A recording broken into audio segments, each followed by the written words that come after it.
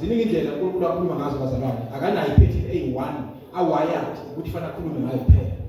Kepha uyakhuluma siyakwazi ukubazalwane. Uyakhuluma ngaphakathi kwakho, uyakhuluma ngephimbo, uyakhuluma ezwini ufunda izwi likaNkulunkulu, uyakhuluma njengoba ngimi nje phambili khuluma yena bazalwane. Mina nje ukuthi ngiyilde kuye. Ngisho lokho athe angisho la. Inkosi yomthubusise. Ngingabi tempted ukuthi bese ngisho okwami noqhamuka enyameni yami, noqhamuka engqondweni yami. Inkosi yomthubusise. Kepha ngisho lokho akhulumile kimi, nakhulumayo nje bangimla. Uyakhuluma nangobuholi bebandla bazalwane uNkulunkulu. Awubazalwane ziningi indlela uNkulunkulu akhuluma ngayo. Uyakhuluma nangezimo. Inkosi yomthubusise. Kube khona imessage ayiconveya kuye nje kuwe njengomntwana wakhe ngokwesimo esenzekayo around you. Inkosi yomthubusise bazalwane. Yes, ziningi indlela uNkulunkulu akhuluma ngazo bazalwane, kodwa akusiyo into esiyibhekayo njengamanje leyo. uNkulunkulu bazalwane uthi bonke abaholwa umoya wakhe bangabantwana bakaNkulunkulu. Lolu hlobo lomntwana bazalwane siyakhumbula ngesigiridi is huios. Hey maningi amagama khona no technon. Manje ufuna uboneke la ukuthi ke uma ustadisha ubona ukuthi la kukhulunywa ngale ndodana le. Lolu hlobo lwendodana siyakhumbula ngathi ukhanya phambili bazalwane.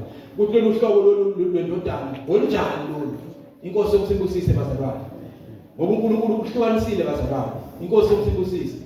Uyabona nje ingane mayisencane seyinfant bazalwane. Bazalwane nendlela ocommunicate nayo wena njengomzali ihlukile kuna lesikhathi lesi sekuyidodana phela ya sekuyindodana ke manje. Inkosi yomthubusise bazalwane. Haleluya. Ku verse 28 bazalwane sesathi konke kunjani? Awusundela. Yes. Siyazi ukuthi kwabamthandayo uNkulunkulu konke kusebenzelana kube ngokuhle kulabo ababiziweyo ngecebo lakhe. Laba abantu ababizwe ngocebo lakhe uNkulunkulu. Siyazi sonke la sibiziwe ngocebo laNkulunkulu sakuthinta lokho. Lithi izwi laNkulunkulu obani bona laphi laba abamthandayo uNkulunkulu. Inkosi yomthubusise.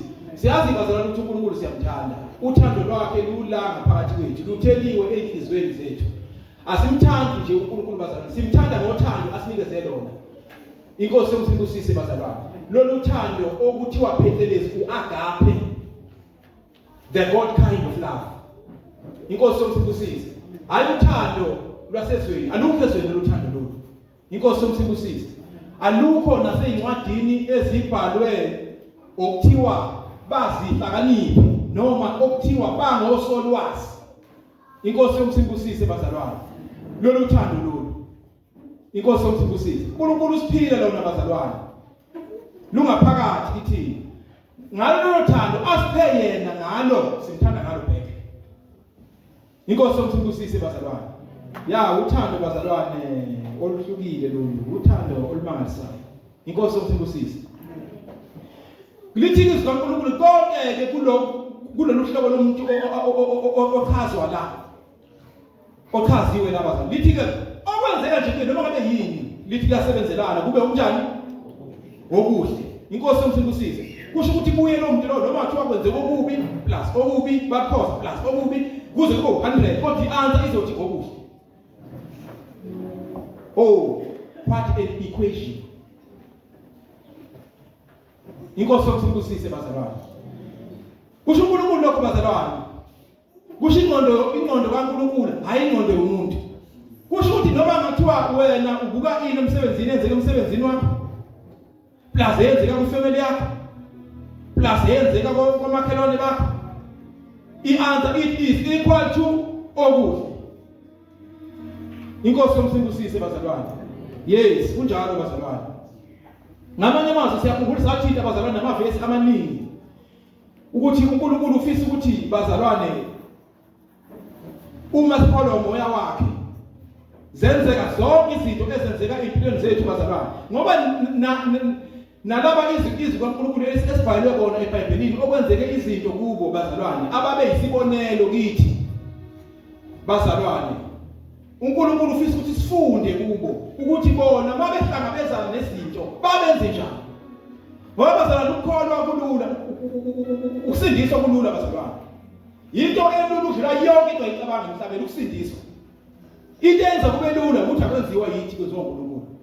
Thina senze njani siyakwamukela, sikhokhelwe konke kwakhokhwa, there is no outstanding balance. Into esele thina ukuthi ufike ufake isignature yakho uthi utshela ukuthi kwakhokhwa kanje, kwakhokha imali engaka khokhela ukuthi, kwakhokha imali engaka khokhela ukuthi, kwakhokha wena okwethu ufake isignature nawe. Ngiyamukela le nto leyo. Ukwamukela insindiso zalo kufana ukuthi uvuma umlomo ukhona ngenhliziyo, uyasayina lapha ukuthi lento kanti wenzela into enkulu kangaka, ubungazi njalo yenziwe. Watshela ukuthi yenziwe ukhokhele njengoba sidlo senkosi labazalwane bathetheka igazi. Hawu kwenzeka into enkulu kangaka nje. Usuzileke iyamukeleke le nto leyo. Uma uyamukela bazalwane uyasayina ukuthi ngiyavumelana nale nto leyo, cha ngiyavuma ukuthi nikhokhele la. Yilokho nje bazalwane. Inkosi yomsibusise bazalwane. Lithi izwi kaNkulunkulu labo kuyasebenzelana konke kuba ngokuhle. Ngoba bayamthanda uNkulunkulu, babizilo ngocebo labo. uNkulunkulu akakubizeli kwezinhlekisa. uNkulunkulu uma ukholwa kuye akakubizeli ukuthi uzobukisa ngawe. Inkosi yomsibusise bazalwane. Sikholiwe uNkulunkulu sesiyahamba endleleni yokukholwa. Sihambe kanjani? Sikholwa umoya kaNkulunkulu. Moya kaNkulunkulu uyena okutshelayo ukuthi thandaza manje. Moya kaNkulunkulu uyena okutshela angithi angisho ukuthi wona. Ngoba asinawo kodwa sinaye. Awuhlali kithi kepha uhlala kithi. Angifeza ukuthi sikhuluma ngebizo lomuntu la. Siyampersonify. Ngoba ungumuntu. UNkulunkulu. Inkosi yomsibusise. Uyakasuka futhi. Uyakhuluma. Unengqondo, une-intelligent bazalwane engeke ifaniswe nalutho emhlabeni. Inkosi yomsibusise. Bonke abaholwa uyena. For as many are led by the Spirit of God, these are the sons of God. Inkosi yomsibusise bazalwane. Ngicela bazalwane sivule chapter 15 incwadi kaExodus. Sobheka nje abantwana bakwaIsrael, chapter 15 uverse 1. Abantwana bakaNkulunkulu labo bazalwane. Yes, abayisiboniso sethu. Noma abayitype yethu njengathi singabantwana bakaNkulunkulu manje. Reflection yethu njengoba sikhonza uNkulunkulu. Uma uNkulunkulu sifisa ukumazi nokumbona ukuthi usebenza kanjani kubantwana bakhe nabantwana bakhe bazalwane. uIsrael uyisibuko sethu, uyireflection yethu, uyitypology yethu. Esikubona ekwenze kubo bazalwane. Siyafunda, sibhalelwe la bazalwane, hayi ukuthi nje iBhayibheli ihistory book. Hallelujah bazalwane. Hayi ukuthi sibhalele nje umlando bazalwane. Uthi ufunda ikhona vele history ezweni likaNkulunkulu njengoba ubuka nje imibuso yabezizwe. Ziningi izinto oyifunda lapho bazalwane kusukela kokuqala kuze kuzofika manje, kuze kuzofika ko-Roman Empire. Konke lokho angikuboni history, kodwa kuleyo history ufunda uNkulunkulu. Inkosi yomsibusise. Kuleyo history ubona ukukhulu kaNkulunkulu. Ngoba ngisho bazathi uNkulunkulu akafisi ukuthi asibize nje, asikhiphe ezweni okuyiGibhithe la emhlabeni. Izwe lokucindezela. Uma umuntu esezweni kwecindezelekile bazalwane, ephile ezonweni akayenzi ayithandayo. Uthi eqeda ukwenza isono akathula. Uthi eqeda ukwenza isono ayisekho injabulo. Inkosi yomsibusise. uNkulunkulu ufisa ukuthi sesikholo bazalwane sihambe okholweni. Singathi inzima lendlela. Sokuxoxela nje ukudala ngisebenzisa ukuthi inzima lendlela. Nawe ucabangi lendlela echaza kanje ukuthi inzima. Thiweni Yes, bazalwane. Hallelujah. Kanti bazalwane thina njengabantwana bakhe kukho konke ngama-challenges abangakubiza ngobunzima bazalwane. Uma kuza phambi kwethu bakukhoza sibe sezobona uNkulunkulu ukuthi mkhulu kangakanani. Njengoba sikholwa into lento eza kwiphathi yakho yokukholwa, endleleni yakho yokukholwa izoveza ubukhulu bukaNkulunkulu. Phela izelaphisi kaNkulunkulu akayivuki ukuthi sidingwe ngokunjani, ngokungaphezulu. Inkosi yomsibusise. Lapha isifunda khona bazalwane-ke abantwana bakaIsrayeli abo wayebakhiphile uNkulunkulu eGibhithe. Inkosi yomsibusise. Sebebhekene nenyakanyaka. Sisho njalo ngesizulu. Inyakanyaka bazalwane. Inkinga engenakhaza. Phambi kwabo khona ulwandle kubo.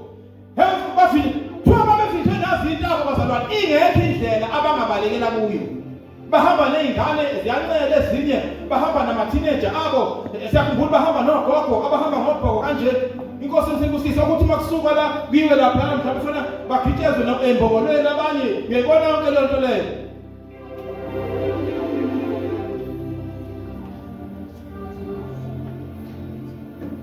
Mangathiwa fika umuntu kuthiwa awubasize labantu laba ubanike isolution, yayingeke ibe khona isolution bazalwane.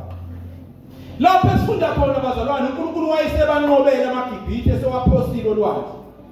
Inkosi yomsingusisi. Uthi-ke bazalwane, uNkulunkulu afisa sikubuke la. Uthi emva kwalokho base bayambonga uNkulunkulu. Abakafika ezweni lesithembiso. Basesendleleni. Base bayaqula omiliye besibhalwe bona la bazalwane kuverse 21. Lithi izwi kaNkulunkulu base bayambonga uNkulunkulu bazalwane, bahlabelela iculo. Bashaya igubhu. Inkosi yomsingusisi. Sebebuka uNkulunkulu abenzele khona. Sebebuka uNkulunkulu abanqobele khona. Kunama scenarios awu-3 bazalwane engifisa siwafunde bazalwane.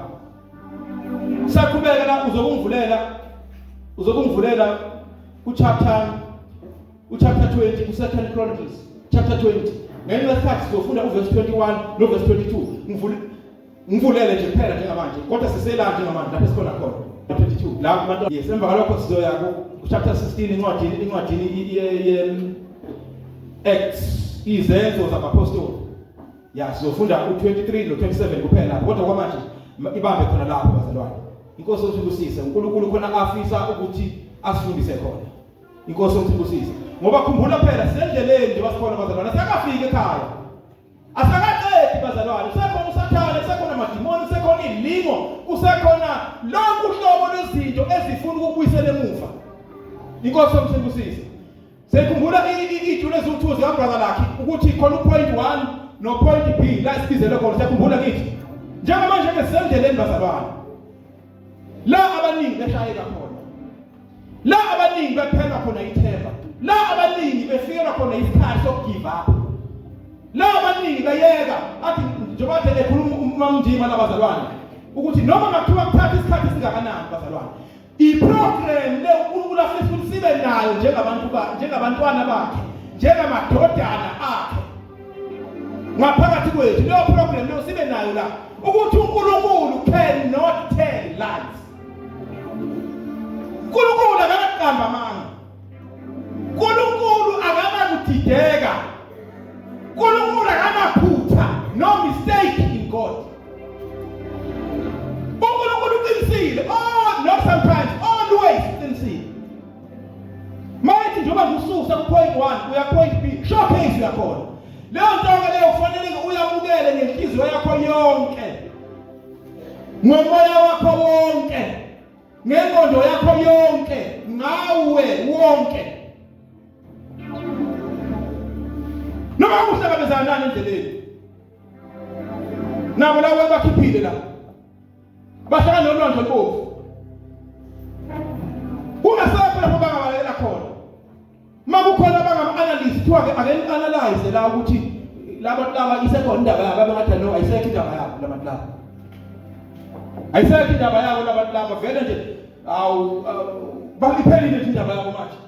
Nkosi yami babubadabela, Nkosi yami uNkulunkulu bazalwane makufika ama-moments anjengala wena njengomntwana wakhe bazalwane, lithele izwi kaNkulunkulu ngalezo khathi lezo, ngoba thina sesinayo i-revelation, isikhathi sokurejoyisa. Makufika isimo langathi la iphele khona ngengqondo yakho, isikhathi so you must begin to rejoice. Kusho uNkulunkulu bazalwane, uyabona uma nathi sihlangane khona azasho ukuthi uzini amagama lawufuna ngabikho lezinto yakho njengomntwana wakho, uzini amagama lawufuna bazalwane kunzima.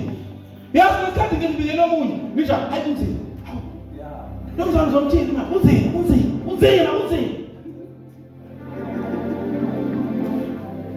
hayi kunzima yini nzima kanje kunzima. Yazi ukuthi bazalwane khona bathanda ukujatshumela futhi abantu othanda ukuthi ube sympathetic nabo nje kuba sympathetic. Hawu kuright lokho, angithi wrong bazalwane, nizwa kahle angithi wrong, kodwa khona i-program uNkulunkulu afuna ukuyibeka, i-program afuna ukuthi ibe downloaded kuwe from your spirit through your soul.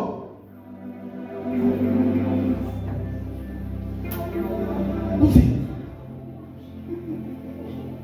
noma ungathi kunzima angeke ushintshe lokho noma ungadabukisa uhlale kanjena lokhu ushintshe ubuso ngenxa ukuthi ubhekene nento ethile bazalwane ufuna babone ukuthi vele nje angikho right I'm not right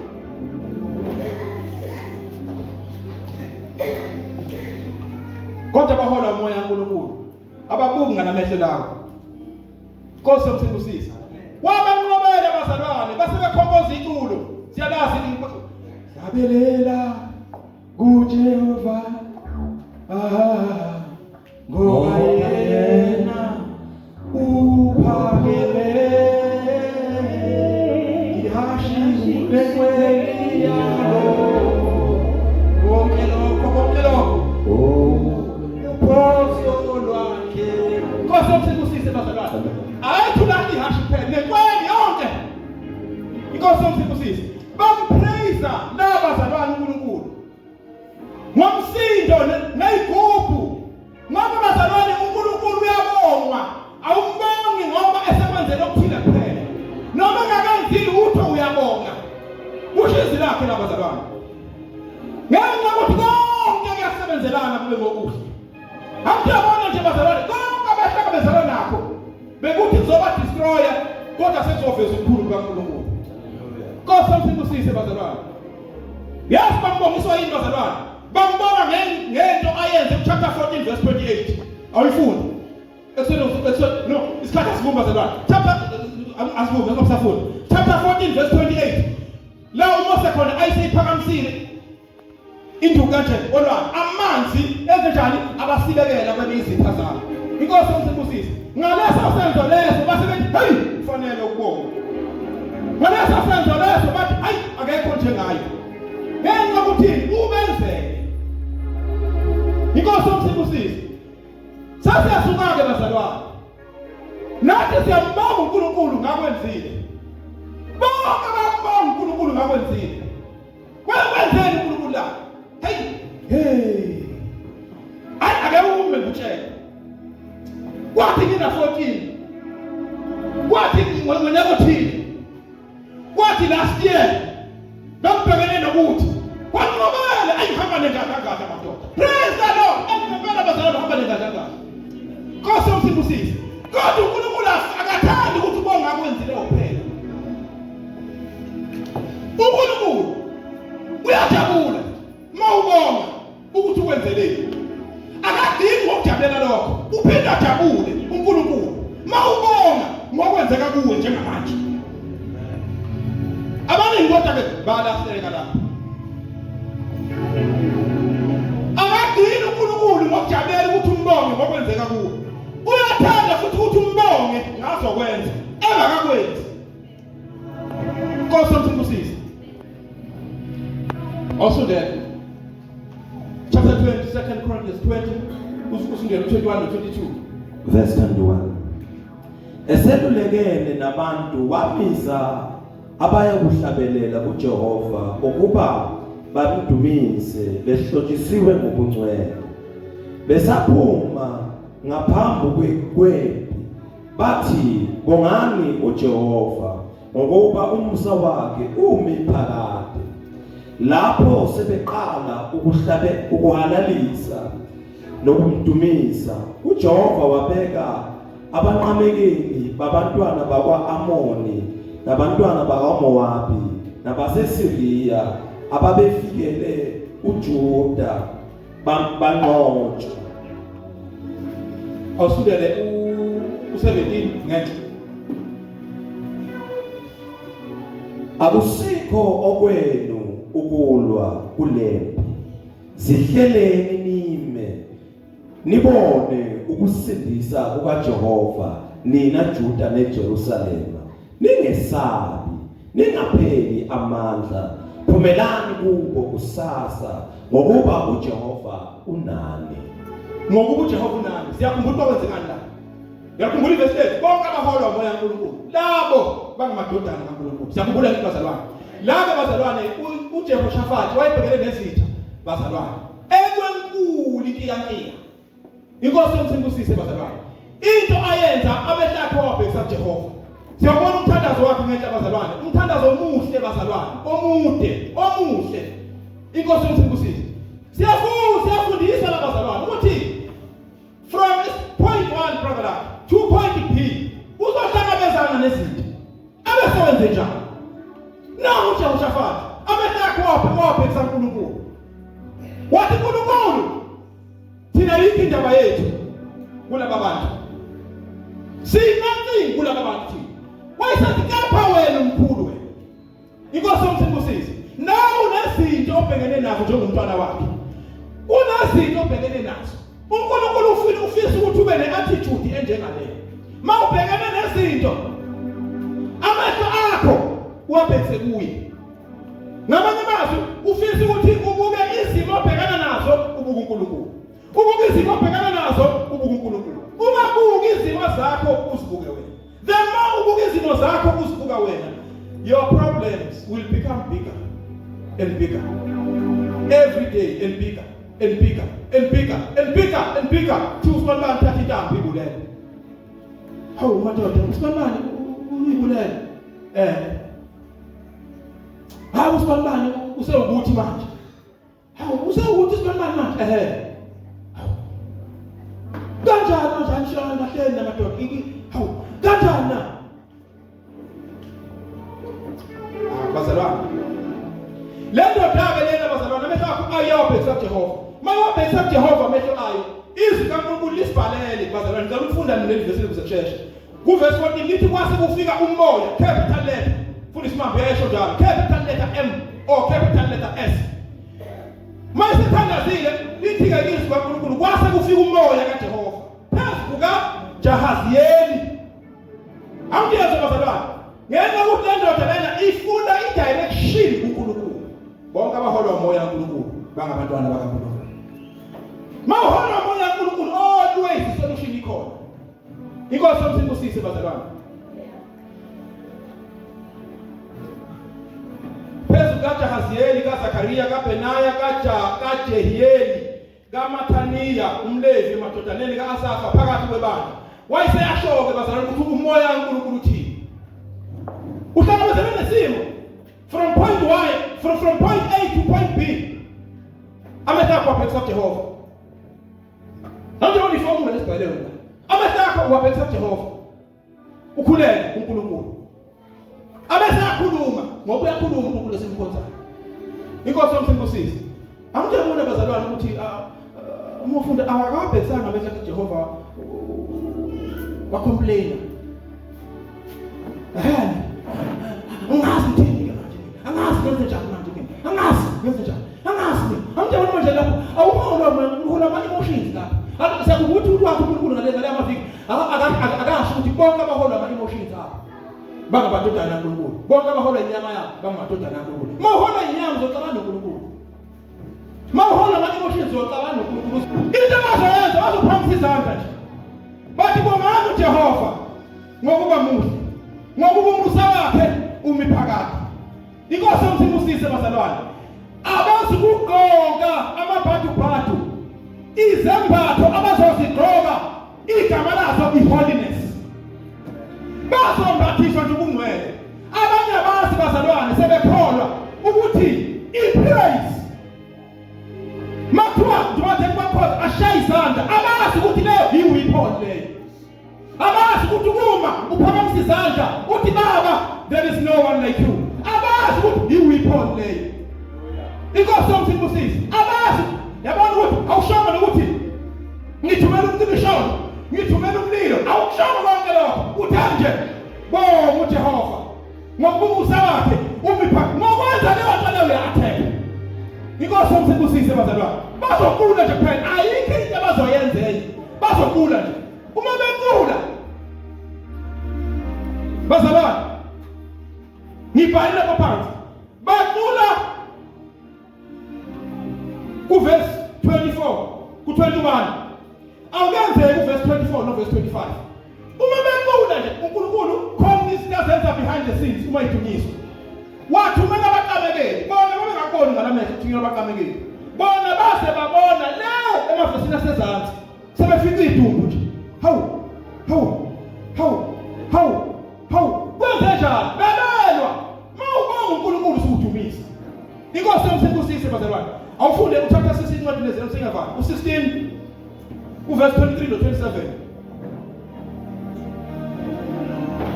Bazalwane la siyakhumbula labazalwane ithi uNkulunkulu baboshwa Paul noSila uma bengena lapha eFilipi bazalwane bekhiphe idimoni entombazaneni eyayinomoya womgomo okuyifamina spirit. Uma isikhulekile intombazane bazalwane angenichaze konke bazalwane. Siyalwazi lokhu udaba. Baboshwa bashawa lithi uNkulunkulu baboshwa bashawa bakhunyulwa impahla amadoda amadala ashawa itinyo ngenduka nje. Bashawa maqede baphoswe ejele. Inkosi yomsebenzisi bazalwane. Uma sebephoswe ejele lithi uNkulunkulu bahlala ejele kwathi phakathi nobusuku khona into abayenza sobheka leyo nto bazalwane bese mthandaza. Inkosi yomsebenzisi bengakafiki lapho ngicela ukuthi ukuphosa kancane bazalwane. Ngoba uthi uNkulunkulu bazalwane la uma bebanjwa bephoswa ejele kwakuzozalwa ibandla laseFilipi. Inkosi yomsebenzisi it was the birthing of the church of Philippians. Inkosi yomsebenzisi lelo bandla lelo uma lizozalwa bazalwane kwaliza ukuthi baboshwe oPaul bashawe imivimbo baphoswe ejele.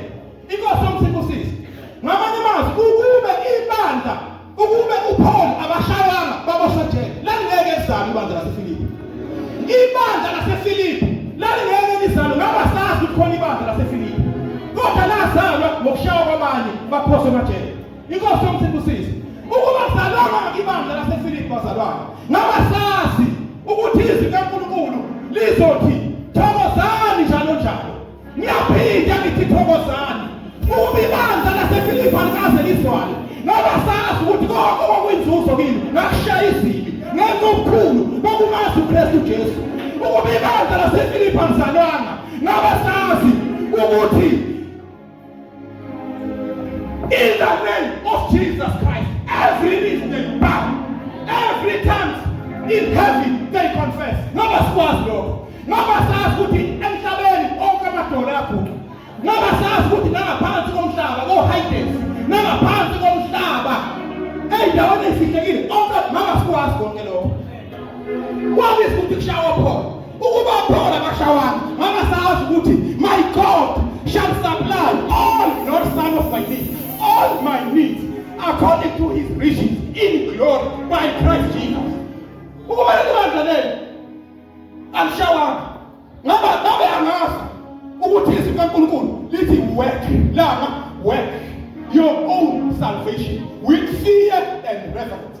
Ukuba libandla lelo bazalwane alizalwanga ngabe ngikwazi konke lokho bazalwane ukuthi so that I may know him,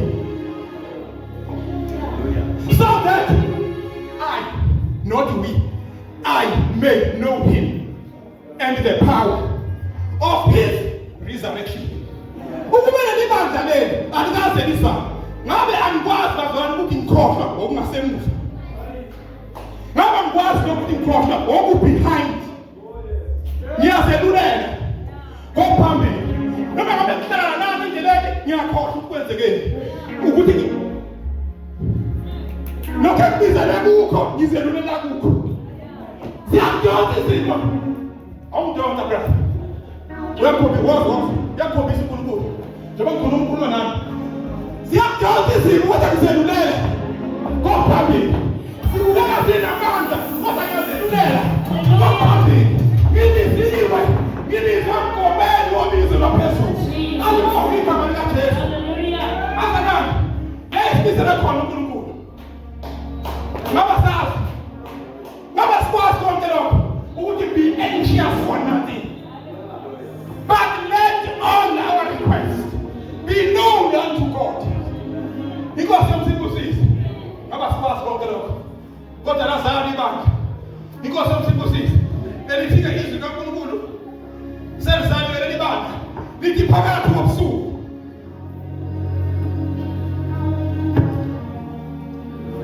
mazozalwa leli bandla lithi izwi kaNkulunkulu phakathi kobusuku la imizimba ibuhlungu khona, la ukukhathazeka kuwesikhona lithi izwi kaNkulunkulu phakathi kobusuku oPaul noSila kwafanele balalise.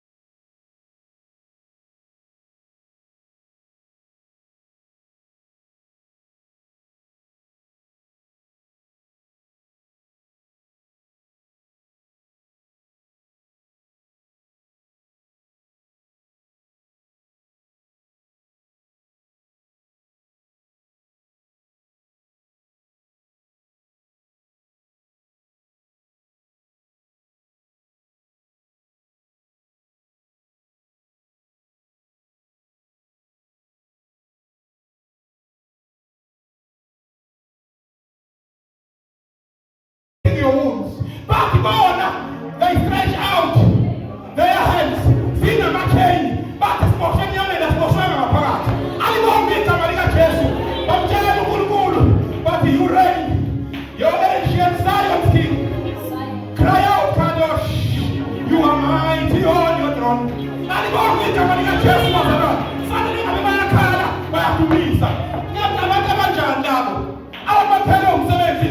Bametumisa. Fanya mabawaliza. Kota mabawaliza batumisa. Kata mabawaliza. Otengena lupe paketeni. Ama mugi paketenati. Ama mugi akambi yake. Kwa helmitete. Kwa FNB. Atumisi. Atumisi Jehova. Because msingusisa. Atabelele. Alibongi kamana Yesu. Kati chako betabelele. Alibongi kamana kosu Yesu. Kati chako betabelele. Abatabelele Jeremiah songs. Songs of praises. Ni mama majani kulukulu worship. Alibongi kamana Yesu. Atuma mtumisi kulukulu.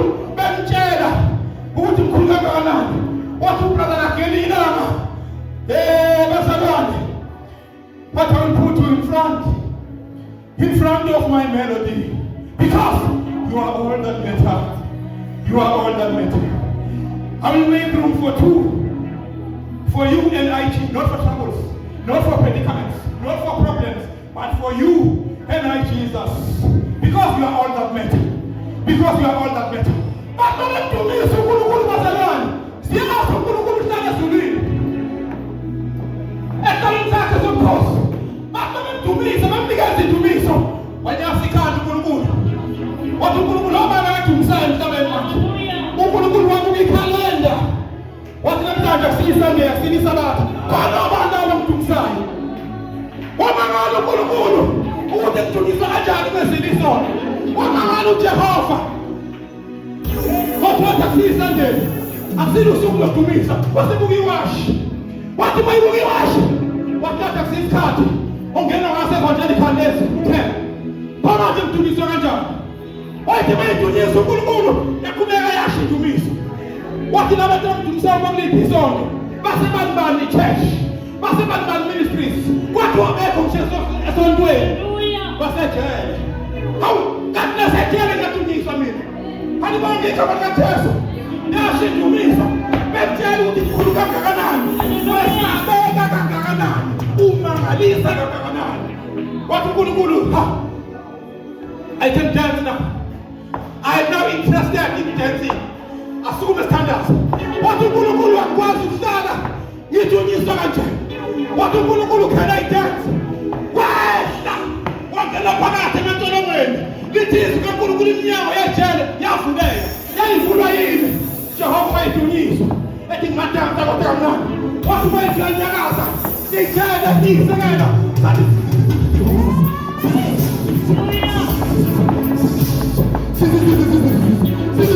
Santuwa yini? Indumiso. Yabantu bimoshweka abathengi. Indumiso.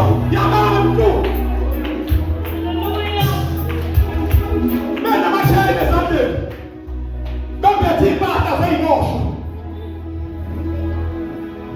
Kodwa bamdumiso mdala wayinsuku. Ijele lashayika. Ishayika ukuthi uJehova akakwazi ngameshulu ukuhlala mayidunyiswa. Ngameshulu ukuhlala mayidunyiswa. Akahlali mayidunyiswa. Nawubuka mdumisa esibeno kuso. Ubuka mdumisa i-medical report impact kwami. Uthi there is a medical report in front of me. There are messages. Ewathole emsebenzini. There are messages. Kweleko ewathole kwabanibani aphambi kwami zonke lezinto phambi kwami kodwa noma ziphambi kwami ngithi you reign, you ancient Zion's King. Cry out, Kadosh, you are mighty on your throne. You reign, you ancient Zion's King. Kadosh, Kadosh, Kadosh, you are mighty on your throne. Isimo, sitamkhane. Isimo, sitam. I must lick my wounds. Kodwa ngiphamisa izandla. Kiti Kadosh, Kadosh, Kadosh.